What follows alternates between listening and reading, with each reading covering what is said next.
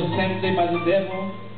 And this is the third time that we see in the book of Luke in chapter 4 that Jesus is led by the devil. And we see that the Bible says that Jesus was taken by the devil. Jesus was led. The Bible does not say that Jesus was in Jerusalem, but the Bible says that Jesus was taken by the devil. We read in verse 9, the devil led him to Jerusalem. And we see that Jesus was led.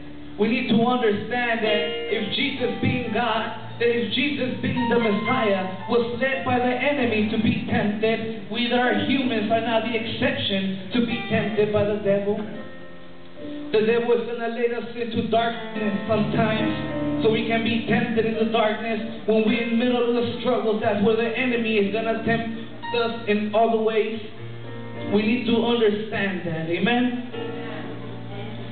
We need to understand that the devil's job is to destroy the relationship that we have with God. And the way that the devil destroys that relationship is by making us humans fall in sin. And we read in the Bible, and we read this from Genesis to Apocalypse to Revelations, amen?